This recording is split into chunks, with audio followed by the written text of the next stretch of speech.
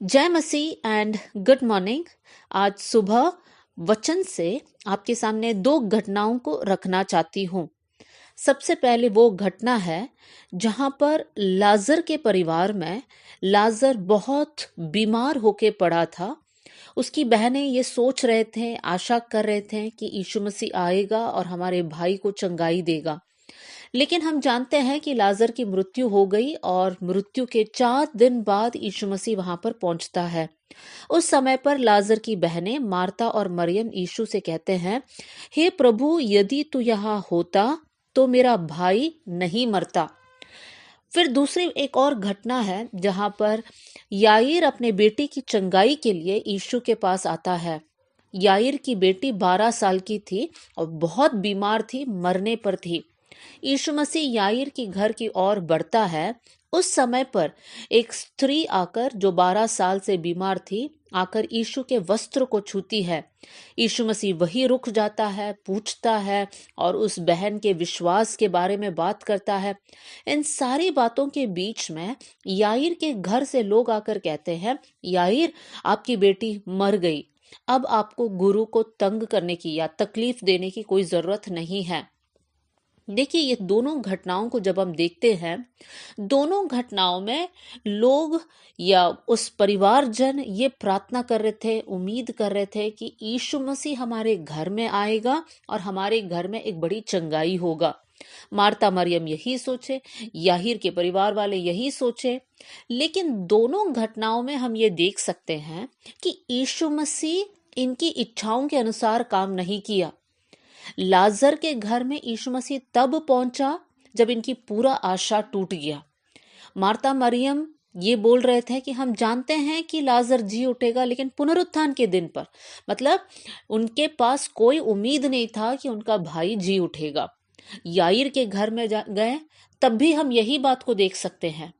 मेरे प्रियो, दोनों घर में हम ये देख सकते हैं कि यीशु ने वहां पर अद्भुत काम किया। लोगों की सोच से बढ़कर, उनके विचार धारणाओं से बढ़कर यीशु ने दोनों परिवार में काम किया। हम क्या सीख सकते हैं? दोनों परिवारजन यीशु से प्रार्थना किया, यीशु से कहा हमारे घर में आना, लेकिन यीशु उनके विचार के अनुसार, उनके समय के अनुसार काम नहीं किया। लेकिन यीशु मसीह ने ऐसे काम किया जहां पर पिता की महिमा हो। मेरे प्रियो, हमारे जीवन में भी हम लोग कुछ विषयों को लेकर प्रार्थना कर रहे होंगे और हम ये सोच रहे, प्रभु आज ही काम करना, प्रभु इन दिनों में काम करना, हम बहुत इंतजार नहीं कर सकते, परमेश्वर ये बहुत अर्जेंट मैटर है, कर कर हम लोग दुआ कर रहे होंगे। लेकिन दुआ का जवाब हम देख नहीं पा रहे हैं, कोई जवाब आ ही नहीं रहा है। हो सकता है बहुत से वक्त हमारा विश्वास भी कमजोर पड़ जाता है। लेकिन मेरे प्रियो, एक बात याद रखना है, परमेश्वर विश्वास योग्य है। प्रभु जानता है हमारे जीवन में कौन सा चीज हमें कब चाहिए और परमेश्वर उसके अनुसार हमारे लिए करेगा। इसलिए हमें व्याकुल होने की जरूरत नहीं। अगर आप प्रार्थना कर रहे हो और आपको जवाब नहीं मिला, इसका मतलब वो परमेश्वर का समय नहीं है। परमेश्वर अपने समय में हमारे जीवन में काम करेगा और हमारे जीवन में सब कुछ सुंदर बनाएगा। तो मेरे प्रिय भाई बहनों, निराश नहीं होना, उदास नहीं होना, विश्वास छोड़कर पीछे नहीं हटना। परमेश्वर आपके लिए कार्य करेगा, लेकिन परमेश्वर अपने समय में, और सारा महिमा हमें पिता को देना है। आइए हम लोग प्रार्थना करें। स्वर्गीय पिता, इस दिन के लिए धन्यवाद। सुने हुए वचन के सामने अपने आप को हम समर्पण करते हैं। प्रभु जी, हम ये दुआ करते हैं कि आपकी इच्छा के अनुसार, आपके समय में आप हमारे जीवन में काम कीजिए।